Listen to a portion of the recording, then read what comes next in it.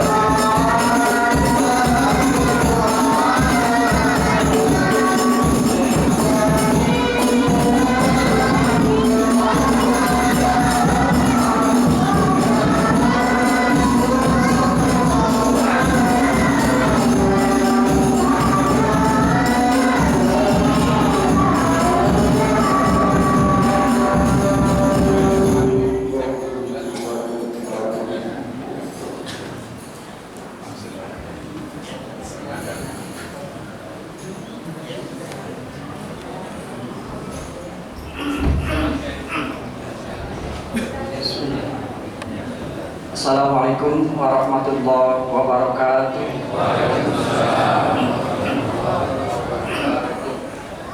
Para jemaah, alhamdulillah Bapak Kiai telah hadir di tengah-tengah kita.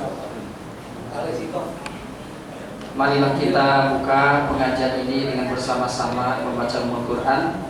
Sekaligus kita memohon kepada Allah, mudah-mudahan para orang tua kita, guru, keluarga, saudara, dan para jemaah kita yang telah pulang ke rahmatullah, semoga mendapatkan rahmat Allah Subhanahu wa Ta'ala. Dan kita mohon kepada Allah, barangkali pada kesempatan ini ada di antara kita yang hadir, keluarga, saudara, atau jamaah, barangkali ada yang sedang sakit, semoga segala penyakitnya segera diangkat oleh Allah, kesehatannya segera dipulihkan kembali oleh Allah Subhanahu wa Ta'ala. Ala kulli halin yas-solihan as'alukal ijabah bi barakati ummil Qur'an. Al-Fatihah. Bismillahirrahmanirrahim. Alhamdulillahirabbil alamin arrahmanir rahim maliki yaumiddin. Iyyaka na'budu wa iyyaka nasta'in ihdinas siratal mustaqim siratal ladzina an'amta 'alaihim ghairil maghdubi 'alaihim waladdallin. Marilah kita bersama-sama membaca doa awal belajar. Semoga kita semua dibukakan ilmu oleh Allah dan memberikan ilmu yang bermanfaat dunia wal akhirah. Amin ya Allah ya rabbal alamin. Bismillahirrahmanirrahim. Allahumma inni astaudi'uka ma'allamtanihi farudhu ilayya inda hajati ilaihi wala tansanihi ya rabbal alamin. Rabbi zidni ilman warzuqni fahman Allahumma yassir wala tu'assir walhamdulillahi rabbil alamin. Waktu dan segala kesempatan kami persilahkan kepada Syaikh Mukarram. Assalamualaikum warahmatullahi wabarakatuh. Bismillahirrahmanirrahim. Alhamdulillahilladzi 'allamal Qur'an khalaqal insana 'allamahul bayan. Salatu wassalamu ala sayyidi waladil adnan wa ala alihi wa ashabihi wa atba'ihi alladzina jahadu fi sabilir rahman. Amma ba'd. Saudara muslimin wal muslimat rahimakumullah, yang terhormat pengurus dan seluruh jajaran pimpinan Yayasan Ihsan Nur, yang terhormat pengurus masjid Jamiatul ini, Bapak Ibu keluarga besar Majelis Taklim Yayasan Ihsan Nur yang dimuliakan dan dirahmati Allah Subhanahu wa taala. Amin. Mengawali kaji kita pada pagi hari ini, saya ingin mengajak Bapak dan Ibu bersama-sama saya memanjatkan doa. Yang pertama, semoga apa yang akan kita kaji dimudahkan Allah untuk bisa kita pahami dan amalkan. Amin. Yang kedua, kita berdoa buat seluruh keluarga Bapak dan Ibu di rumah. Semoga Allah jaga, Allah pelihara, Allah lindungi, Allah selamatkan dari segala hal yang tidak kita inginkan. Musibah, bencana, penyakit, malapetaka, teror, kejahatan dan lain-lain. Yang ketiga, kita berdoa buat seluruh keluarga ibu dan bapak yang sedang sakit di rumah. Ada di rumah sakit, kita doakan Allah angkat penyakit. Meskipun sudah dibuka dengan Fatihah, tidak apa kita baca sekali lagi Al-Fatihah.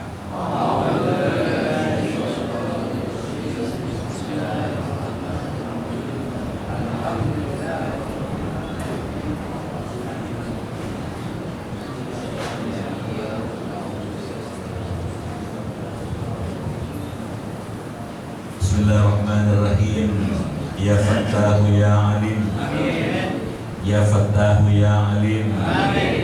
Iftah abwaba qulubina binuri ma'rifatik wa akhrij alaina min dhulumatil jahli wal wahmi ila nuril fahmi wal ilmi waftah alaina abwaba ilmika kama fatahtaha ala anbiyaika wa ulamaika al-mutaqaddimin al-mutaakhirin wansyur alaina rahmataka ya dzal jalali wal ikram.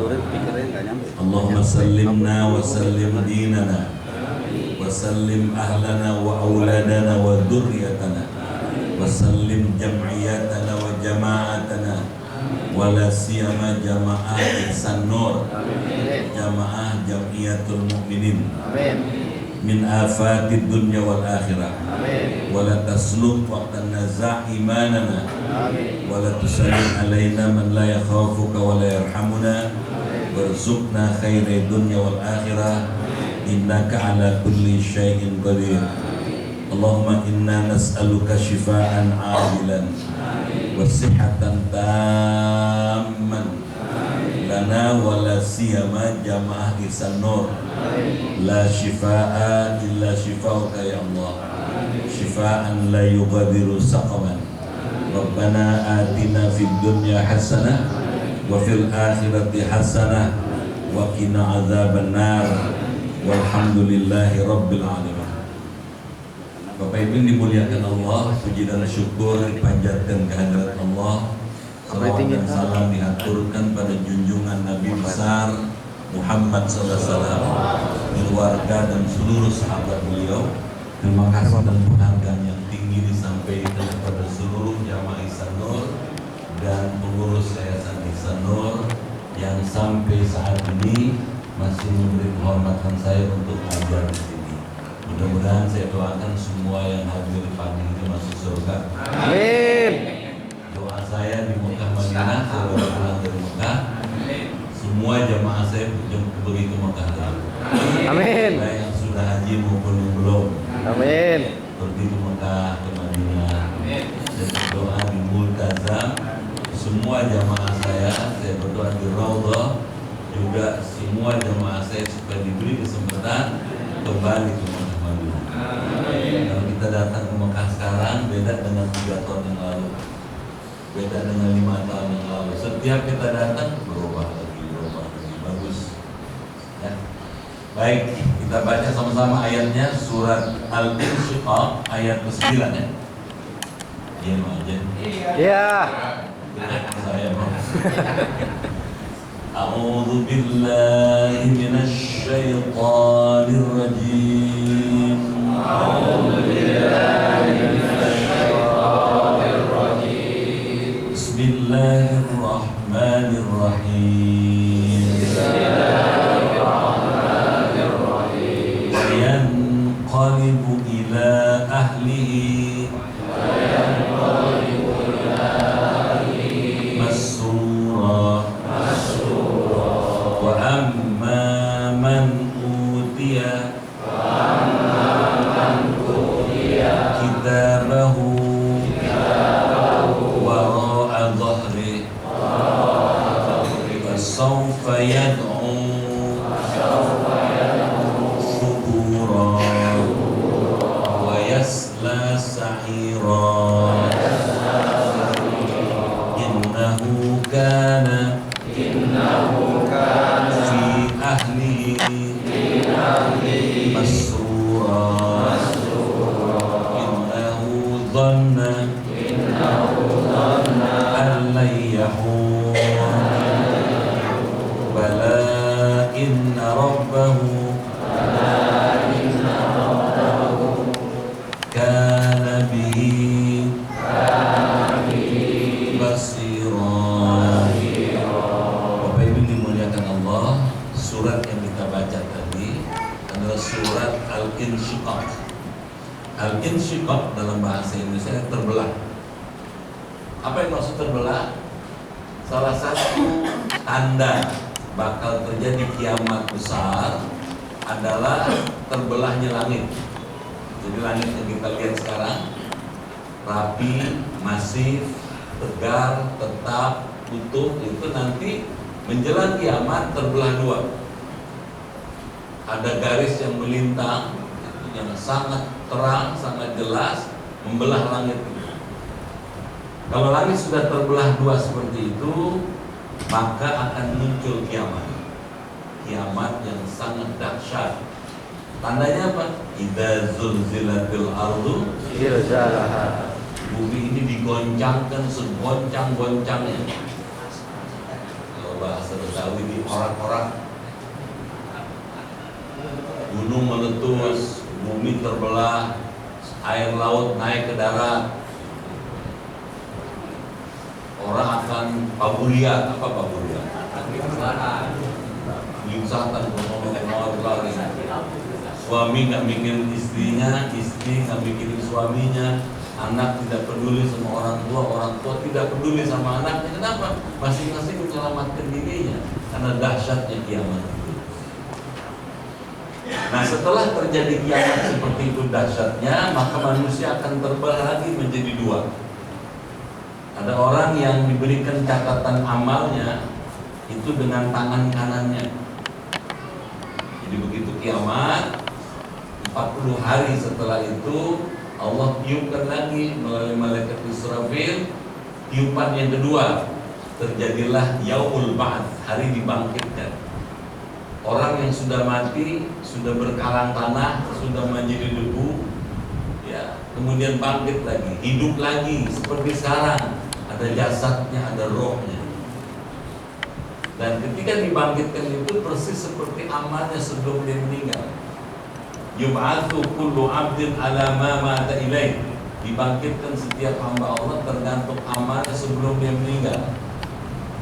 Kalau sebelum meninggal amalnya soleh, bertemu dengan orang soleh, dibangkitkan bersama orang soleh.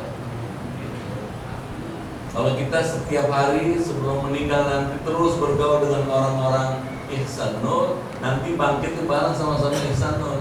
Amin. Ini yang suka duduk di depan saya nih. Ini nggak pernah nggak ngaji nih, ketemu dan saling mengucapkan salam, senang. Tapi nanti ada kelompok yang kedua, orang yang akan menerima catatan amalnya dengan tangan kirinya. Tangan kanan ada, tangan kiri ada. Itu sebabnya doanya kalau kita wudhu jangan lupa itu. Allahumma atini kitabi biyamini wa hasibni sabayasira. Nah, orang yang ketika nanti di hari kiamat dibangkitkan kemudian diberi catatan amal dengan tangan kanan, nah, dia akan mendapatkan hisab yang mudah, perhitungan yang mudah, cepat, lancar dan sukses. Seperti apa mereka? Nah, kita lihat ayat 9. Bismillahirrahmanirrahim. Wa yanqalibu, ia akan kembali ila ahli, kepada keluarganya, masrura, dalam keadaan bergembira. Jadi nanti orang-orang yang mendapatkan catatan amal dengan tangan kanannya itu, dia akan ketemu dengan keluarganya, ketemu dengan istrinya, ketemu dengan anaknya, ketemu dengan kerabatnya yang bersama-sama dia waktu di dunia beramal soleh. Masrur, girang, bunga, senang. Kenapa senang? Amalnya waktu di dunia ada balasannya. Oleh Profesor Wahbah dikatakan, kana fi ashirati fi dunya farhan farjan wa bataran bitibaihi lahawahu. Dulu katanya waktu di dunia orang ini suka berbuat kebaikan, dan kebaikan itu membuat dia senang. Dan nanti pada waktu di hari kiamat dia akan juga senang lagi, berkumpul lagi dengan keluarganya. Masrur, girang, bangga, bunga hatinya. Jelas? Kalau gitu bagaimana nih tausiahnya? Tausiahnya sederhana. Jangan tinggal ibadah. Setuju? Jangan tinggal ibadah. Kenapa? Makin bertambah umur, makin kurang kesempatan hidup. Benar nggak? Ya. Tambah umur 1 tahun, berarti jatahnya kurang 1 tahun dong. Ya. Kalau jatah hidup makin kurang 1 tahun, makin kurang 1 tahun, artinya makin dekat pulang. Kalau makin dekat pulang, pantasnya gimana? Siap-siap dong dengan amal soleh. Satu. Yang kedua, jangan lupa kalau kita beramal soleh, keluarga juga mesti diajak. Supaya apa katanya? Supaya bersama-sama kita beramal soleh. Jangan sampai istri, anak gak beramal soleh. Dibiasain di rumah supaya semua orang serumah kita soleh, termasuk pembantu. Beneran nih? Ya. Mesti sholat. Gak punya mukena, kasih mukena. Gak punya sejadah, beliin sejadah. Jangan ada di rumah kita orang yang gak sholat. Kalau di rumah kita ada orang yang gak sholat, tuh rumah gak berkah. Duit banyak dapat tapi gak berkah. Jelas tuh. Kalau keluarga udah kita jaga supaya mau beribadah, baru ajak tetangga, kerabat, Supaya apa? Supaya nanti kita kembali di hari kiamat ketemu dengan mereka dalam keadaan masrur. Kata Profesor Wahbah lagi nih, fa amma man utiya kitabahu kitab amalihi biyaminih. Adapun orang yang ketika di hari kiamat diberikan kitab catatan amal dengan tangan kanannya, wa humul mu'minun, mereka orang-orang mukmin, fa innahu yuhasibu hisaban sahlan, mereka akan dihisab oleh Allah dengan perhitungan yang mudah. Bi antu ridho alaihi syai'atihi, dengan dihapuskannya kesalahannya. Tsumma yaghfiruhu Allah taala, Allah kemudian mengampuni dosa mereka. Wa yatajawaz anha, kesalahannya dihapuskan. Min ghairi ayyunaqishahu al-hisab, fadzalika huwal hisabul yasir, itulah perhitungan yang mudah. Dan orang seperti begini, orang yang nanti pada hari kiamat bertemu dengan keluarganya gila. Amin. Kepengen gak ketemu sama istri lagi? Sama anak? Sama beraya? Sama dulur? Pengen gak? Nah, dari sekarang ini dijaga tuh. Ayo sama-sama ayo. Jangan gak ibadah. Sepakat gak nih? Dunia boleh menjulang, pangkat boleh tinggi, tapi ibadah nggak boleh tinggal. Apalagi zaman sekarang nih, gara-gara handphone kita kadang-kadang suka lupa sama Allah. Marah. Ada orang bangun tidur kan mestinya baca hamdalah, bukan? Begitu menerusin alhamdulillah alladzi ahyana. Ini bukan alhamdulillah cari handphone. Mana handphone gua? Dia satu-satu. Bukannya sholat. Itu orang tergantung. Khotbah Jumat, khotibnya bicara dia muter aja. Ada yang gitu? Ada. Mana orangnya?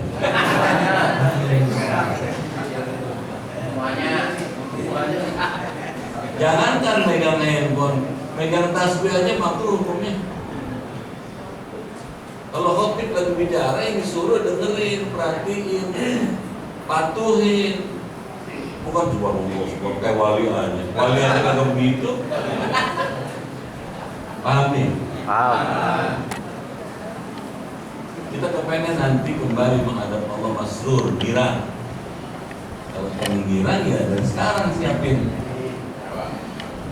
Bapak Ibu dimuliakan Allah. Kita lanjut sekarang. Wa amma man utiya kitabahu, adapun orang yang diberikan catatan amalnya, wara'a dhahri, dari belakang punggungnya. Tidak ada orang yang dikasih catatan amalnya dari belakang. Itu ketika orang yang diberikan catatan amalnya, rapotnya kalau bahasa kita, dengan dari belakang punggungnya, katanya fasaufa yad'u subura, dia begitu terima dari belakang punggungnya dia teriak, yad'u subura, celaka saya nih. Kenapa celaka? Kalau nerima dari belakang punggungnya atau dari tangan kirinya, terus kelihatan di depan matanya neraka. Hati-hati Pak. Hidup cuma sekali. Di dunia aja. Tapi gara-gara hidup di dunia menentukan berhasil atau enggak kita di akhirat besok. Kalau di dunia sukses, di akhirat lebih sukses. Amin. Kalau di dunia kita tidak sukses, di sana lebih berangsang. Apa belangsang? Susah nih, lebih susah nih. Gitu katanya. Yahur, dia teriak dia, minta ampun, udah terlambat. Kalau mau minta ampun sekarang, kalau mau bertobat sekarang, kalau mau jadi orang benar sekarang, bukan nanti. Udah hari kiamat, udah gak kaji lagi dah. Apa gak kaji? Udah telat. Jangankan kita, Fir'aun waktu tenggelam mau mati, dia beriman. Katakan aman Nabi Rabbi Musa wa Harun. Kami beriman dengan Tuhannya Musa dan Tuhannya Harun. Malaikat Jibril dekat banget. Dalam tafsir Jalalain katanya dikatakan itu malaikat Jibril begitu dengar Fir'aun itu mengucapkan aman Nabi Rabbi Musa wa Harun, itu malaikat Jibril ngambil lumpur hitam dari laut disumpel mulutnya Fir'aun. Jibril kenapa dia telat?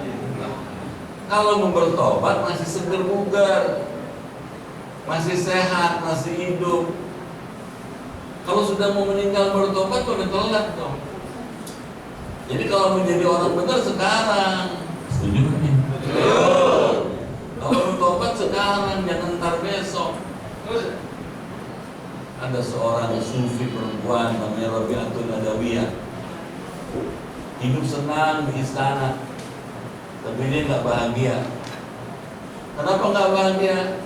Suaminya durhaka, mabok, perempuan, gitu.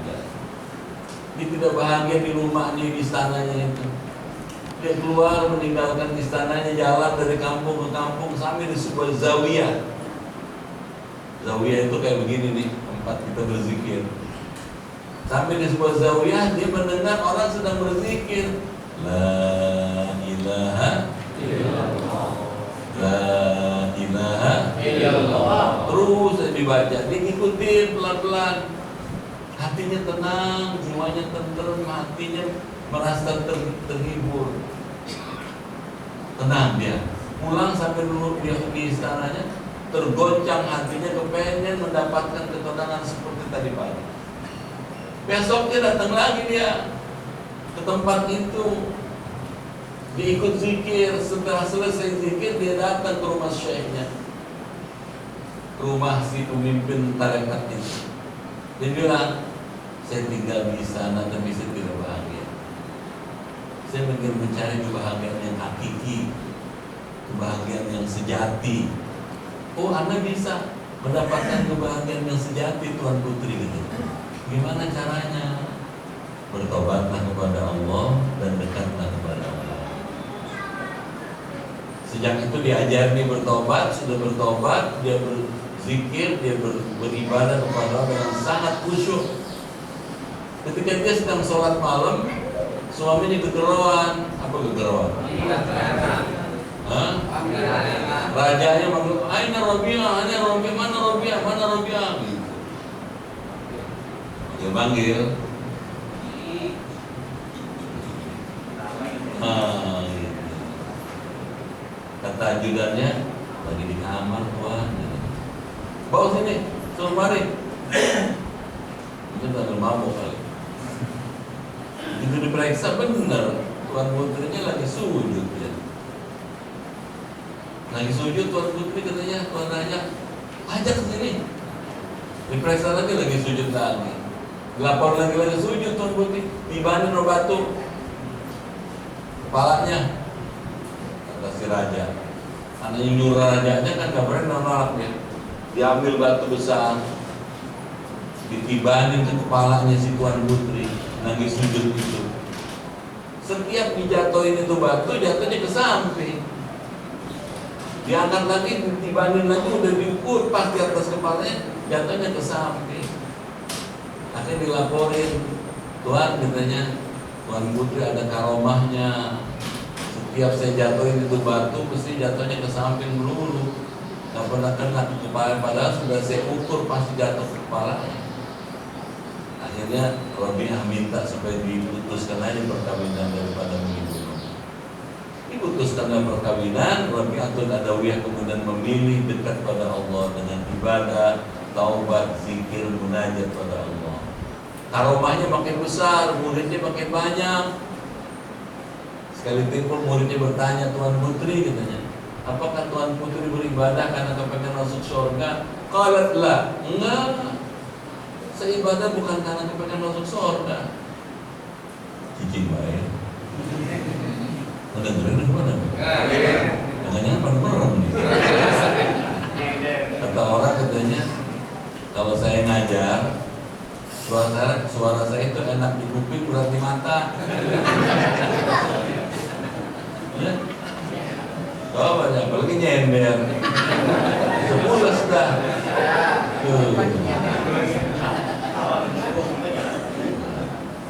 Darahnya ini nih.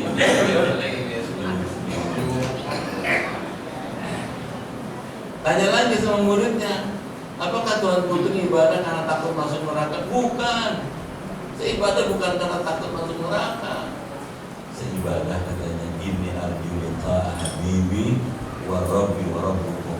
Seibadah karena saya rindu dengan kekasih saya. Dialah Allah, Tuhanku juga Tuhan kamu. Amin. Amin.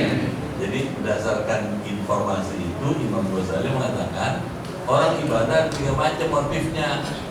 Ada ibadah yang karena kepengen masuk surga, kata Imam Ghazali itu ibadahnya pedagang. Ibadah tuh umar. Pedagang kan kalau dagang maunya untung mulu. Jadi kalau ada orang sholat kepengen masuk surga kayak pedagang, kamu rugi. Kalau ada orang ibadahnya kedua takut masuk neraka, kayak ibadahnya pegawai. Itu pegawai. Pegawai kalau bosnya lagi duduk, dia ngedekam aja duduknya. Bosnya mau lagi duduk, nggak berani kemana-mana. Mau aja bosnya pergi jalan, rapat, udah yang nyelonjor. Ada nggak gitu? Banyak orang. Kenapa? Yang ditakutkan udah pergi. Tapi yang paling bagus ibadah karena cinta. Kalau kita ibadah karena cinta, jam berapa aja disuruh sama Allah ibadah, kita datangin tuh Allah, amin. Kita jalanin tuh ibadah, biar kata hujan subuh, ada nggak? Kemarin hari Kamis tuh kan? Mau berangkat hujan subuh. Karena cinta pada Allah, biar kata hujan kita belain, amin. Ya Rabbal. Bisa nggak begini? Harus bisa dong. Mumpung Pak, Bapak tahu sholat subuh berjamaah pahalanya luar biasa, subhanallah. Bukan cuma pahala sholat berjamaahnya, tapi juga dapat bonus. Bonusnya apa? Sholat tepat waktu berjamaah. Dan orang yang subuh berjamaah tepat waktu dijamin keselamatannya sampai besok subuh lagi. Amin. Hadis sesuai baca kita Riyadhus Shalihin. Kenapa cuma sampai besok subuh? Supaya subuh besok berjamaah. Dan orang yang tiap subuh berjamaah nggak ada susahnya. Amin. Amin. Karena hidup senang. Amin. Amin. Senang. Kalau pengen senang subuh berjamaah. Tuh.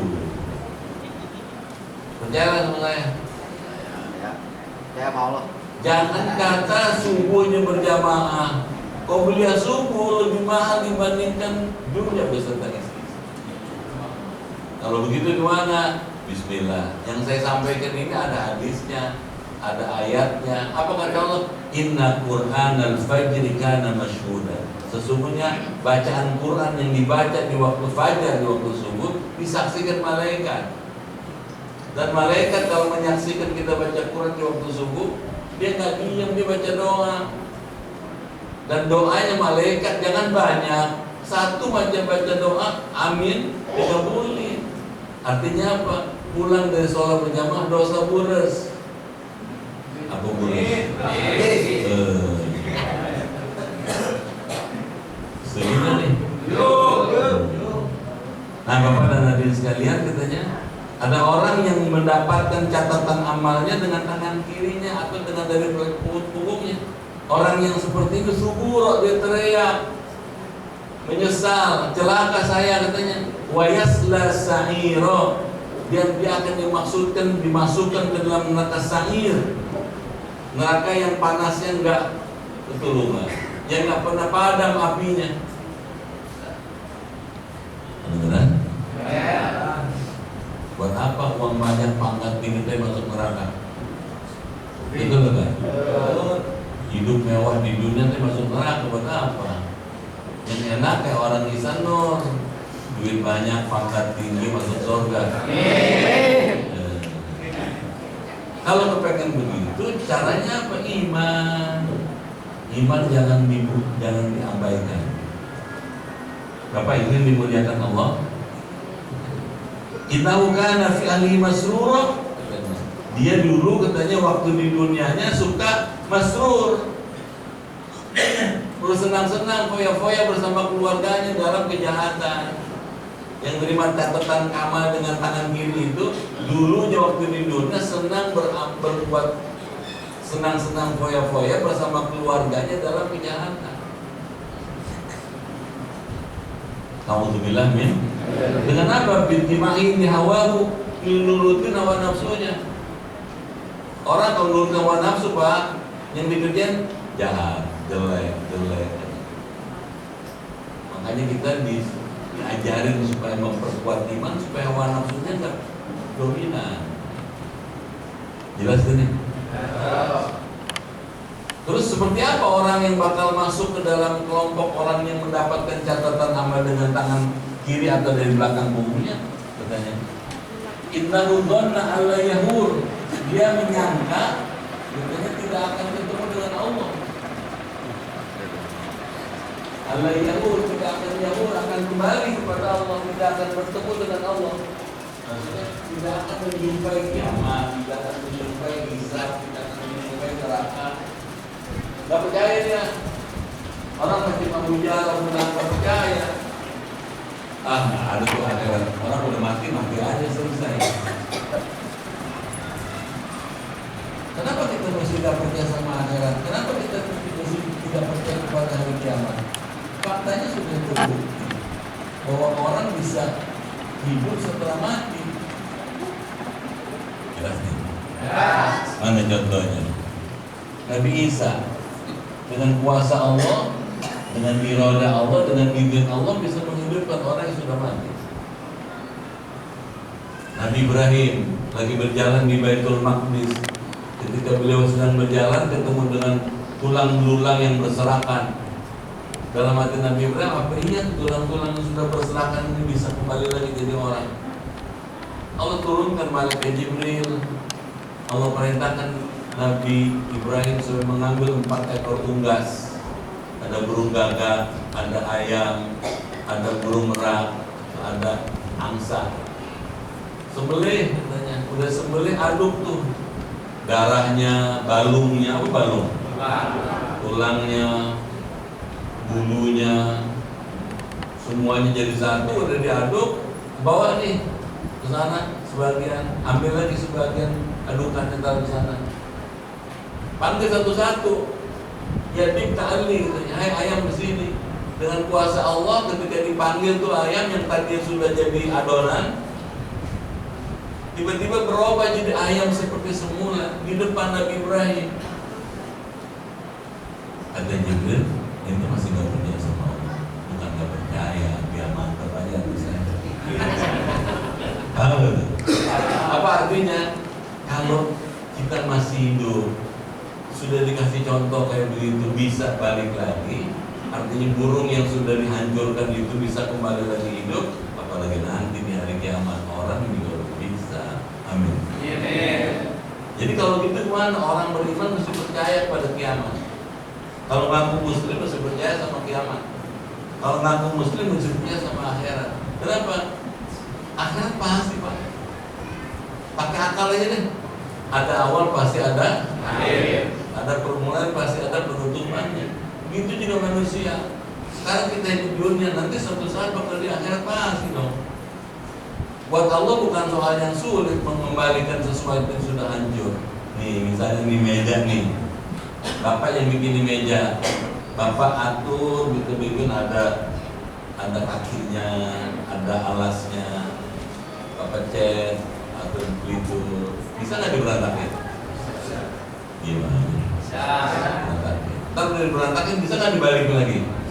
Bisa. Kenapa? Karena kita yang bikin sama. Manusia yang bikin Allah, yang matikan Allah. Nanti menghidupkan juga Allah, bisa dong. Nah orang-orang yang diberikan catatan amal dari punggungnya nggak percaya. Bala katanya. Bahkan Inna rabbahu kana bihi basira. Sesungguhnya Allah selalu melihat dan memperhatikannya. Maksudnya gimana? Kita berpola apa aja Allah lihat. Kita berlagu apa aja Allah ngerti. Kita bersikap seperti apa aja Allah tahu. Kalau begitu gimana? Sikap yang paling bagus dibangun sekarang dan ke depan jujur. Itu baik. Ya, betul. Setuju enggak? Jujur. Jujur Pak. Jadi orang Islam mesti jujur dong. Kenapa jujur? Jujur penting. Kalau nggak jujur rugi. Kemanapun ketahuan. Setinggi apapun pangkat kita, kalau kita nggak jujur ketahuan juga. Dan di akhirat dipertanggungjawabkan, dihisab oleh Allah.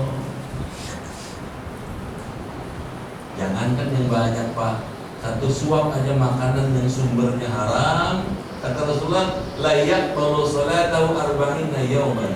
Satu suap yang makanan itu sumbernya dari yang haram, 40 hari sholatnya nggak diterima. Beneran nih? Ya. Satu suap 40 hari ditolak sholatnya. Nah kalau sendiri berapa suap tuh? Sepiring metrung lagi. Kalau sepiring, kalau semiliar. Makanya jangan heran ada orang sholat budak balik, budak maghrib gitu nggak diterima kenapa? Ada yang beres tuh. Jelas nih? Ini buat apa sih ngaji-ngaji begini? Ngingetin dong. Hidup yang paling bagus kalau kita punya kesadaran penuh pada Allah. Setuju? Setuju. Bapak dan hadirin sekalian, Profesor Wahbah di dalam tafsirnya memberikan catatan. Apa catatannya? Kata beliau katanya, wasababu khisari hadzal fariq al-batar fid dunya. Salah satu sebab kenapa meruginya kalangan ini